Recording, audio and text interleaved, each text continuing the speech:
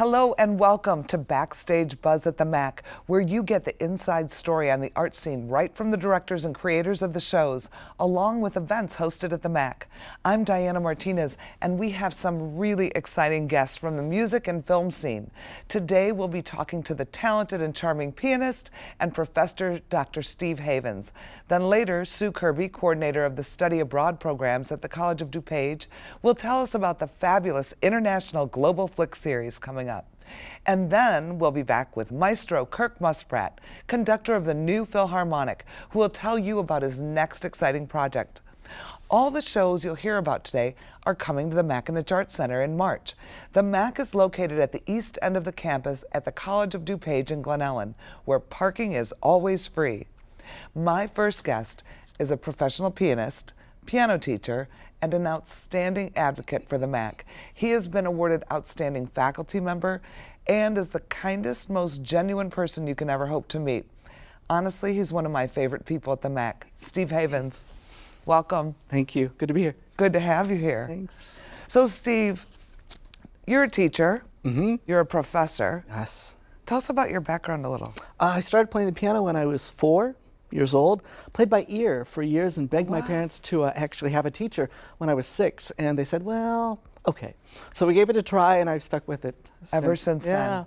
Yeah. So you loved it from a little boy? Loved it, loved it. All kinds of music. I played everything. I could do anything by ear, and certainly was classically trained all the way through graduate school. So. And you have your doctorate. I do. Where did you get your doctorate? University of Iowa. Okay. Yeah. So Steve, how does that affect, because I know you've also were a professional musician as well. So where did you decide teaching, professional musician? How did you make that? I think everyone who studies music realizes at a certain point that they want to perform as much as they can, but you also find that there's so many different things you can do in music. So teaching was a natural outgrowth of, I think, being the product of some fine teachers myself.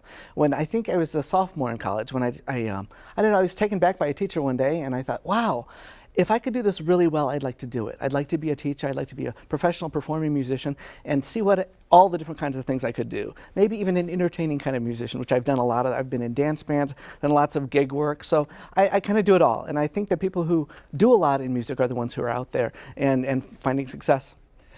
So I read something that you said once about your teaching and that you want to turn the light on, and that you meet the student halfway. Talk about that. Students come to me, I think, with a lot of assumptions about how it all works, and certainly I want to capitalize on what their thinking is and what their skills are, what their high points, what their particular talents are.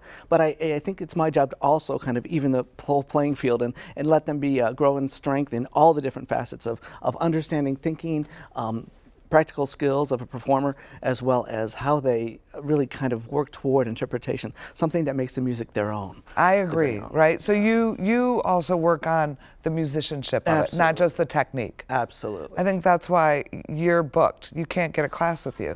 I'm pretty full these days, yeah. Most popular guy. Well, I hope so. You were most outstanding faculty. That was great, and that was a wonderful, wonderful award. It starts with the students. They write essays, and it's completely unbeknownst to me that they had initiated this. Yeah, it was great. It was very sweet. But you're very positive. I hope so. I mean, I see, I don't take a lesson from you, but I just see it in how you are. So I imagine you're like that with your kids. I certainly hope so. I'm thankful every day. There's lots to be thankful for, and so I get to do the thing I love and the thing that I think I'm gifted in, and so it's kind of great. So tell us, there is a faculty music recital coming to the MAC, March 9th. What can an audience member hope to see at a show like that? Wow, you'll see everything. We've got singers, we've got pianists, we've got instrumentalists, jazz musicians, everything. So every semester we try to do a faculty kind of a recital, and that could be anything. I'm tempted to call it a variety show, except it's a little more serious than that. A little more sophisticated. I would think, yeah.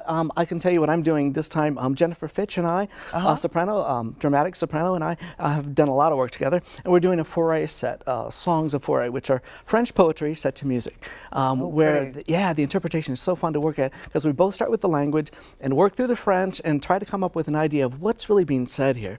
A sophisticated language that it is, what we're looking for is symbolism and kind of meanings beyond just the words themselves. So it's really fun to work at, and she's just a great colleague. We like each other a lot. So she teaches here? Yes, she does. She does. So about how many different musicians do you get to see? I'd say between 6 to maybe 10.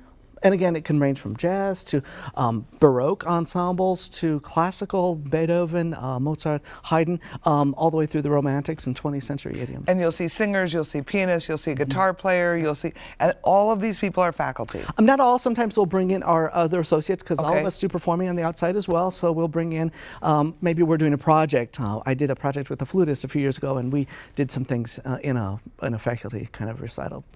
So these faculty recitals, what I don't think a lot of people know is, although they're faculty, they're teachers, they're also professional musicians on the side.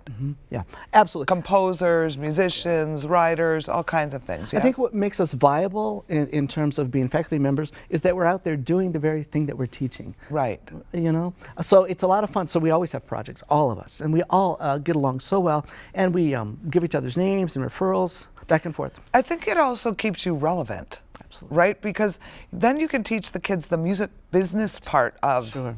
of performance. It's true. It's very true. You know, I know from my background in directing that sometimes some of the most talented people that I knew and would see and work with weren't always the most successful, because they didn't get the business and the perseverance, and that you have to keep knocking on doors. So true. You know, it's a numbers game. It's so true, and you have to pay attention to everything. Right. Be punctual. Be very good with contracts. Ask the questions. It doesn't hurt to have some friends that are attorneys help you with contracts. It really is a matter of knowing your social media, knowing your craft, and really being an advocate for what you do. Well, you know, there's so many people who would say, you know, what can I do to, you have to keep doing it. You have to keep trying, and you have to keep advocating. And I'd always say to them, do you think Madonna is the best singer in the world? Do you think she deserves all those Grammys? She's not necessarily the best singer, but she is one of the best businesswomen. And I'm like, you've got to do that end. And some people are like, I don't want to promote myself. Then you better get a great manager. It's true. It's you true. know? In fact, I'm seeing in various schools a new degree program with music entrepreneurship. It's important. It's important. You've got to really be skilled in all these facets. And understand it. Yep. Unless you want to play in your bedroom. Right. Right? You know, right. it's not easy. Yeah, it's true. Why do you think it's important for the faculty to perform in front of the students and in the community? It's a surprise to me, but so often our students don't go downtown to see live performance. And I know that's a shock, but very often it makes us viable, more viable in their eyes, and I think they're kind of delighted to see their teachers and people Sure. they know up there performing, teaching the very things, practicing what we preach, shall we say. But it cannot be taken for granted that these students are hearing live music on a regular and consistent basis. And that's kind of a bit of a shortcoming for music students. So And more we do classical this. music too, Absolutely. Right? Absolutely. So. Well, unfortunately, that's all the time we have. Thank you so much for coming today Thank you. and talking to us about this, and best of luck in the show. Thank you. Tickets to the COD Music Faculty Recital on Thursday, March 9th at 7:30 p.m. can be purchased at the McAninch Center box office or at themac.org or by calling 630-942-4000. Currently running is Buffalo Theatre Ensemble's Good People. It's a poignant and powerful show about the struggle of a single mother who is one bingo game away from paying the rent. The show runs Thursday through Sunday until March 5th. Coming to the MAC on April 8th and 9th is the new Philharmonic Orchestra's last classical concert of the season, Encore, starring CSO violinist David Taylor. Here to tell you about this amazing concert is none other than the maestro himself, Kirk Musprat. Welcome back, Kirk. Thank you, Diana. Thank you. So let's talk about David Taylor. Cool. He's my favorite guy. I know. You love him. I love him. You love it. Yeah, and as assistant concertmaster, I told you on an email, he's writing to me, or he's been writing to me from Europe, because the CSO's on this magnificent tour of Europe, playing all the best halls. And he wrote to me and said, you know, he's really looking forward to doing the Lalo. He loves the piece, and it is a very unusual and very difficult piece. So. Now, the Lalo Concerto, tell us about that.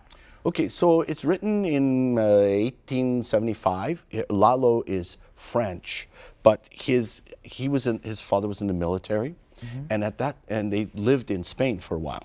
So at that time in Paris, everybody's fascinated with Spanish culture. Carmen is going to premiere about a month later, and so Lalo meets the greatest violinist of the day, Pablo Sarasate, who is Spanish. And when he meets him, they decide upon this piece that they're going to do together. So it has all this Spanish flavor. There's seguidillas in it. Oh, it's really exotic and beautiful. It's very unusual because it's a French violin concerto, but it's really Spanish. So it's very exotic. I bet it's very sexy. It is and sexy. Sultry. Yeah, it is. The second movement, the seguidilla, is like really amazing and beautiful on the violin. Sarasate was an amazing violinist, so it's tough. You know, he's sitting there with Lalo going, okay, I can do this. And so every violinist since then has had to do, oh, I can do this, you know, it's very tough. So is this the piece in the show that you're also featuring a new instrument?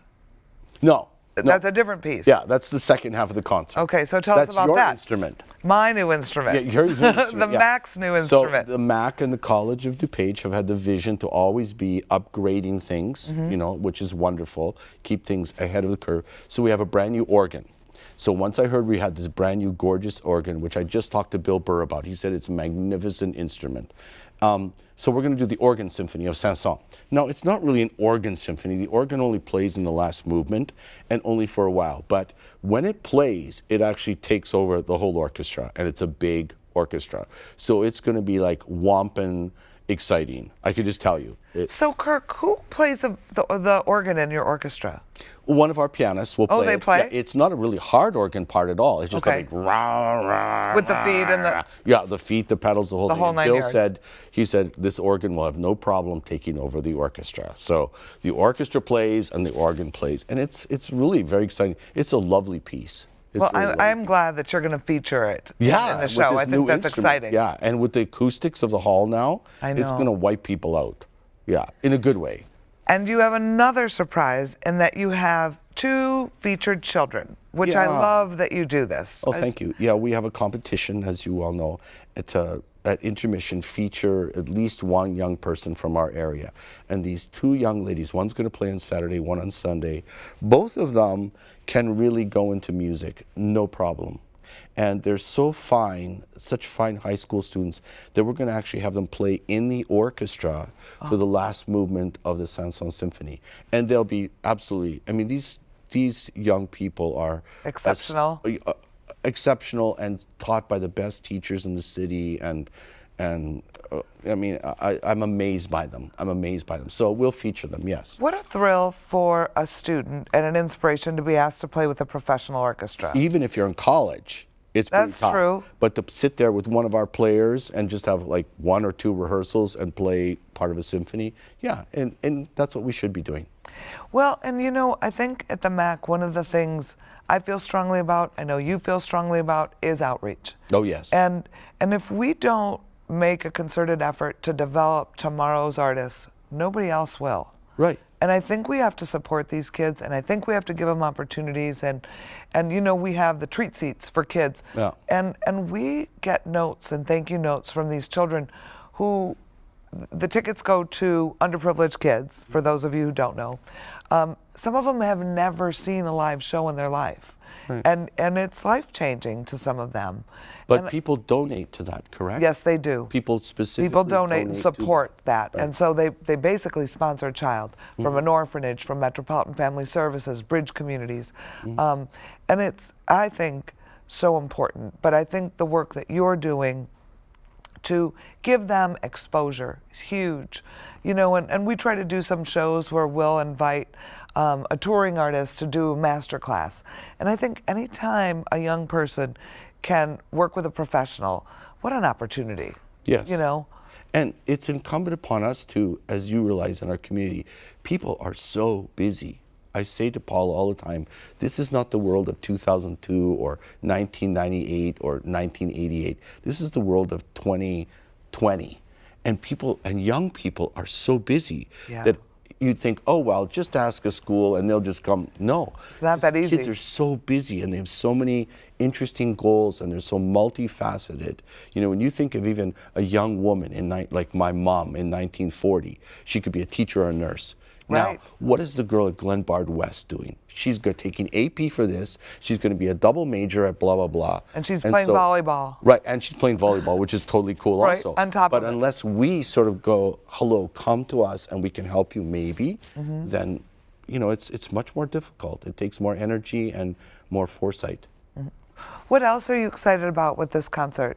Oh, Is there any other highlights that you want people to know about? Yes, actually the concert, Diana, the first concert is on Saturday night, April the 8th, which is my birthday.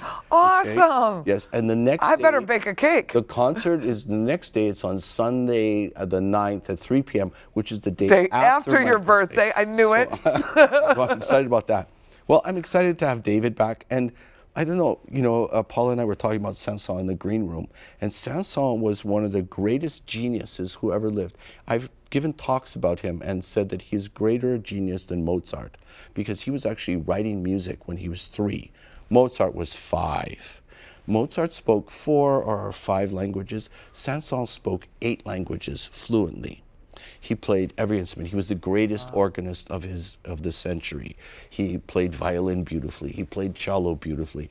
He spoke Portuguese fluently. You know, he was one of these guys. He was the first guy to write any piece of film music. A real Renaissance man. He was unbelievable. I love that. Yeah, so I'm excited about that, but maybe more about my birthday. I'm not sure, you know.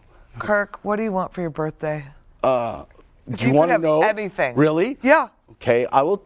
Now, we didn't plan this. I'm just telling you. Can I have more money for the orchestra, please? We'll work on that. Any artist is going to say, can I please have more money Can I for have my a raise? musicians and my guest artists and my opera, please? So Well, you know, you said anything, so. you know, we can talk about something that the audience might not know, that you can sponsor a musician in the orchestra, and that's really just started this year, last Right. year, and it's starting to take off, and it's really helping to make a difference that we can do bigger work, more work, you know, gives you a little more time to rehearse maybe, all those little things. Every dollar helps. Oh yeah, we just Every had dollar. somebody just sponsor the first clarinet chair. That's exciting. After the New Year's Eve concert, and of course we know one of our greatest donors, sponsors 3 cello chairs. So, Yeah. if you want Kirk to have a good birthday, make a donation to the New Philharmonic Orchestra or sponsor a chair, right? Yes. Best wishes for a wonderful birthday and a great year for you. Thank you very much. Thank you for coming. Well, the final concert of the New Philharmonic Orchestra's 40th season will be at the MAC on Saturday, April 8th, the day of Kirk's birthday at 7:30 p.m., and Sunday, April 9th, the day after his birthday at 3 p.m. Tickets can be purchased at the McAninch Arts Center box office or online at themac.org, or please call 630-942-4000. The MAC has a wonderful lineup to close out the 2017 Touring Artists Performance Series with amazing national artists and international artists. On Saturday, March 4th, illusionist and comedian Mike Super is back with an all-new show. You may remember him from America's Got Talent. He puts on one of the most mind-blowing performances. This is an entertaining show that's even cool enough for your teenagers. In the merry month of June, from me home I started after The High Kings, Friday, March 10th at 8 p.m., Ireland's Folk Band of the Year joins us at the MAC with an incredible high-energy performance showcasing their versatility and skills as these multi-instrumentalists bring acoustic flavor to brand new songs and some old favorites as well.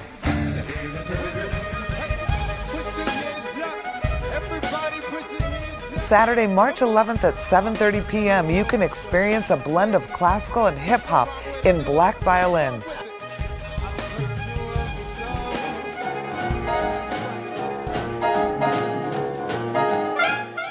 Also at the MAC, the unforgettable dance band, the world-famous Glenn Miller Orchestra, will be here on Sunday, March 19th at 2 p.m. with their unique swinging sound and, backed by popular demand, I can tell you why. on Sunday, April 1st at 2 and 8 p.m., we will be reunited with Capital Steps, a political satire comedy group who has been putting politics and scandal to music for more than 30 years. Each year, the MAC features an amazing Global Flick series that runs through February and into March. The movie screens on Wednesdays at 1:30 and 7:30. It's a free series of international films, and each of the movies are notable award-winning films. Here to tell us all about this amazing series is Sue Kirby, coordinator of study abroad programs at the College of DuPage. Hi, Sue. Hi, thanks for having me. Thanks for coming. So I'm very excited about this series, and I'm sure you are too. Yeah, it's a great series. This is our 21st year doing Global Flicks for students and community members at College of DuPage. 21 years. It's amazing.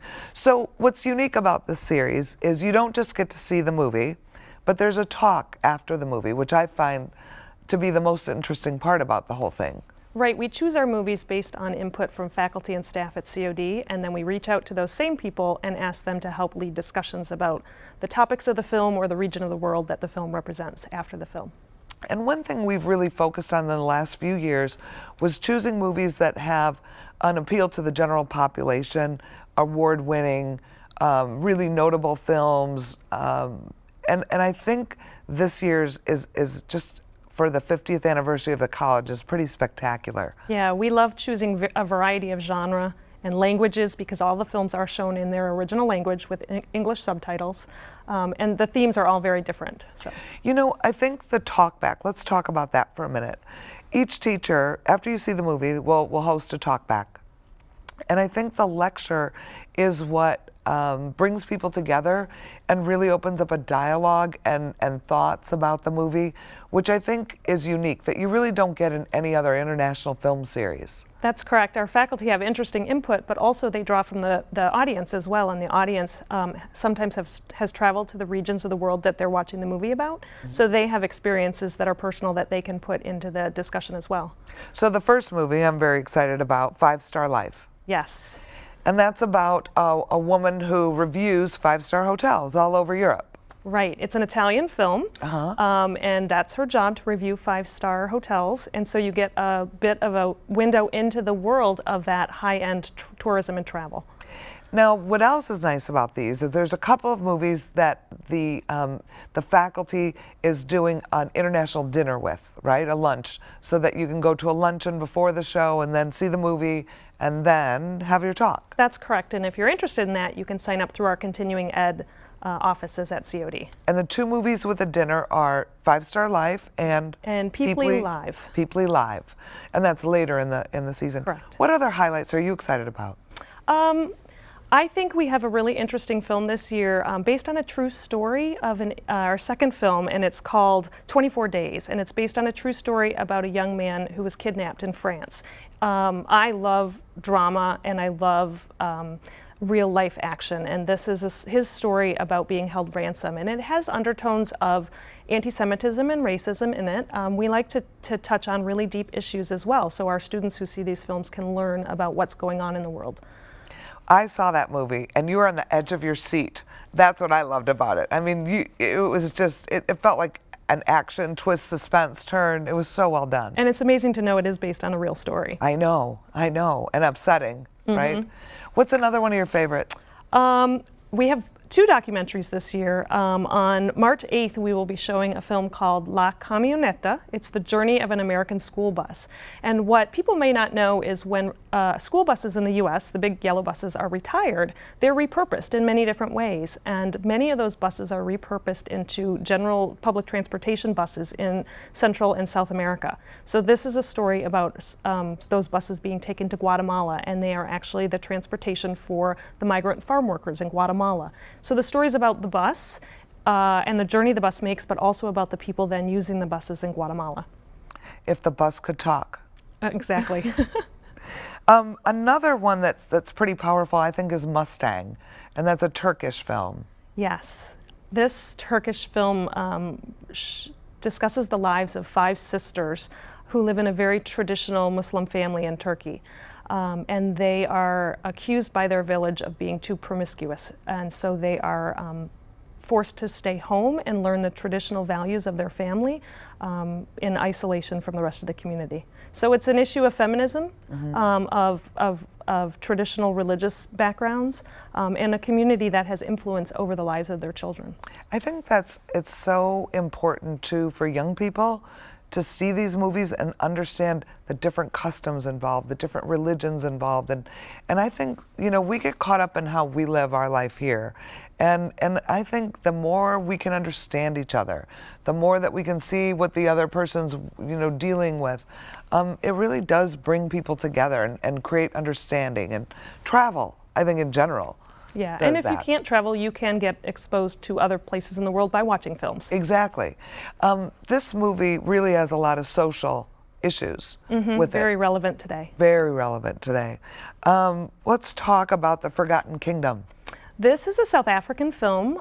It's a drama about a family, in particular a young man whose father passes away and wants to be buried in his homeland in Lesotho. So you actually see some South Africa and then also the rural areas of Lesotho in this film. Oh, nice.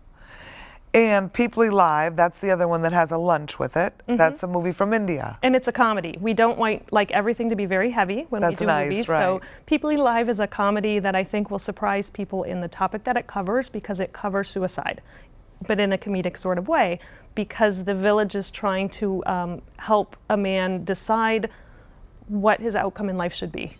I don't want to give you too much information, but it's a comedy, so it should be interesting. It'll be nice. Yeah. So we have a suspense, we have a comedy, we have a drama, we have a documentary, and then we end with A Girl in the River, which is a documentary. It is. It was and actually powerful. A very powerful short documentary winner from the Oscars, and it's about honor killings in Pakistan. And we learn about the life of a girl who survived an honor killing. And honor killings happen because of possibly arranged marriages gone wrong. And this is a documentary about life for young women in Pakistan and some of the areas that continue to have very traditional ways of raising their young women. So for people who want to go, they're at the MAC. They're on Wednesdays at 1:30 and 7:30. They're free. You can check out the website for more information. I want to talk to you, though, because you're in global studies, and I don't think a lot of people know what a magnificent global studies program and study abroad program that College of DuPage offers. It's the largest in the state, correct? We do. Actually, we are one of the top community colleges in the nation that sends our students abroad.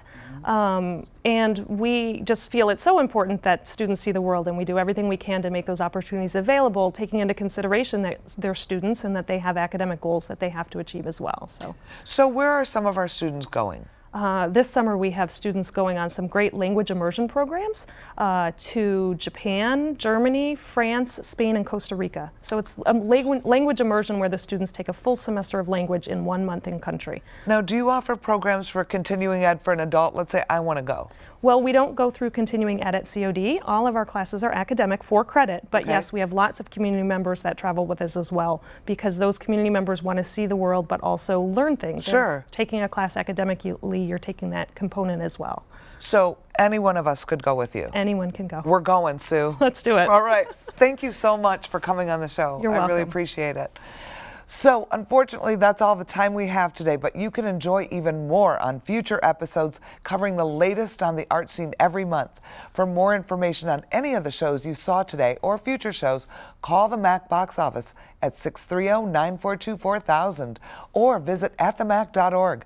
On behalf of the McAninch Arts Center and College of DuPage, I'm Diana Martinez, and thanks for watching. We look forward to seeing you at the theater and next time on Backstage Buzz at the MAC.